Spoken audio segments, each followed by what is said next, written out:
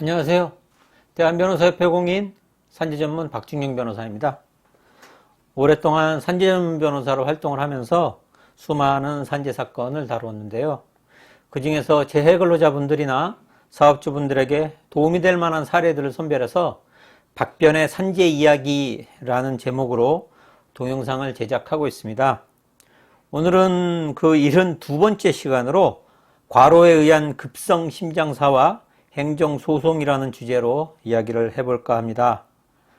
이번 동영상은 대학병원에서 임상병리사로 근무하던 재해자가 업무상 과로에 의한 급성 심장사로 사망한 사고와 관련된 상담 내용을 정리한 것입니다.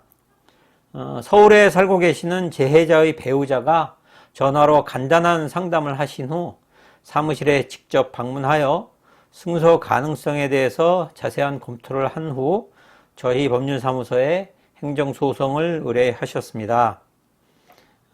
이 사건 행정소송을 의뢰받은 후 망인이 평소 야간 교대제 근로를 하였다는 점에 착안하여 남성 근로자에게서 교대 근무 기간이 증가함에 따라 혈압이 유의미하게 상승하였으며 교대 근무 기간이 1년 증가함에 따라 고콜레스테롤 혈증의 발생 위험은 3배, 비만의 발생 위험은 1.5배에서 3배까지 증가한다는 연구 논문을 제시하면서 망인과 같은 야간 대체 근로자의 경우 일반 근로자에 비하여 고혈압, 고지혈, 고혈당 및 복부 비만 등의 증상이 동시에 존재하는 소위 대사성 증후군의 발생 위험이 높아진다는 점을 강조하였으며 이를 근거로 야간 교대 근로가 망인의 대사성 증후군에 영향을 미쳤을 것이며 이러한 야간 교대 근로로 인한 업무상 과로 등이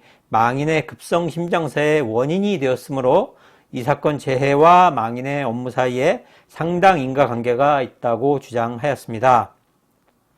행정법원에서는 위와 같은 주장을 받아들여 근로복지공단의 유족급여 및 장의비 부지급 처분을 취소하는 판결을 하였습니다. 이에 따라 망인의 배우자는 근로복지공단으로부터 그동안 받지 못한 유족급여 및 장의비를 모두 받게 되었고 사망 시까지 유족연금을 수령하는 자격까지 취득하게 되었습니다.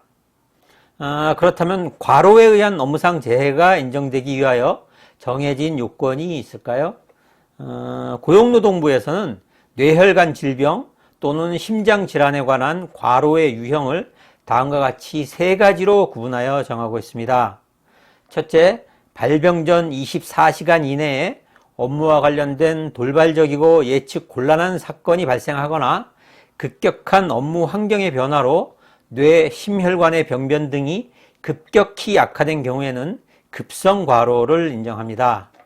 둘째, 발병 전 일주일 이내에 업무의 양이나 시간이 일상 업무보다 30% 이상 증가하거나 업무 강도, 책임 및 업무 환경 등이 유사 업무를 수행하는 동종 근로자라도 적응하기 어려울 정도로 바뀐 경우에는 단기 과로를 인정합니다.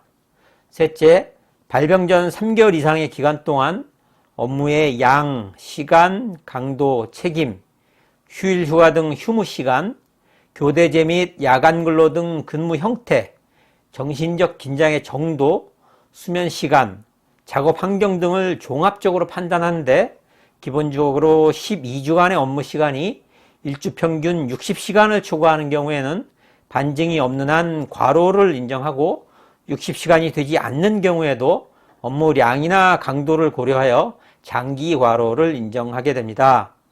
따라서 재해자의 근무 내역을 조사해서 위 3가지 중에 하나라도 해당되면 업무상 과로가 인정될 수 있습니다. 망인의 경우 일주 평균 근로시간이 60시간이 되지 않지만 피로와 스트레스가 누적된 상태였습니다. 이런 경우 행정소송을 하게 되면 승소 가능성이 있을까요? 고용노동부에서 제시하고 있는 과로 기준 및 과로 시간은 예시적인 것에 불과하고 절대적인 것이 아닙니다.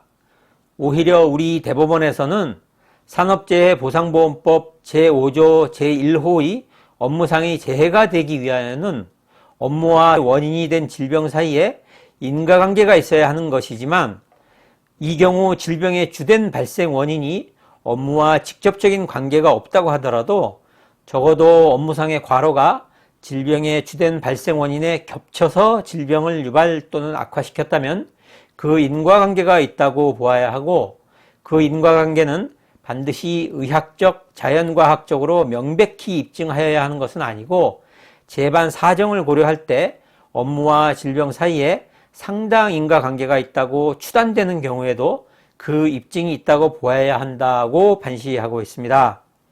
따라서 망인의 사망 당시의 근무 환경 등을 살펴볼 때 망인이 업무상 과로 등으로 인한 스트레스를 받았으며 결국 이러한 업무 스트레스로 인한 급성 심장사로 사망하였다는 점에 대한 상당 인과관계를 강조하면 충분히 승소 가능성이 있습니다.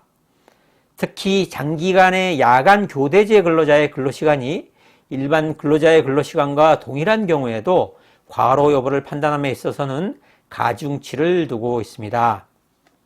그러면 행정소송을 의뢰하게 되면 그 비용은 얼마나 들까요? 변호사 수임료는 사무실에 따라 다르지만 저희 법률사무소에서는 우선 사망사건의 경우 1심 행정소송 수임료로 550만 원을 받고 있으며 근로복지공단으로부터 받게 되는 보험급여액의 15%를 성공보수로 책정하고 있습니다. 그 외에 법원에 내는 인지대와 송달료, 진료기록 감정 비용 등이 추가로 들게 됩니다. 지금까지 과로에 의한 급성 심장사와 행정소송이라는 주제로 이야기를 해보았습니다. 도움이 되셨다면 구독과 좋아요 버튼 누르시는 것 잊지 마시고요.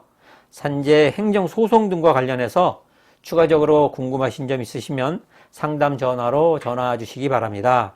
더 자세하게 상담해 드리도록 하겠습니다. 오늘은 여기까지입니다. 감사합니다.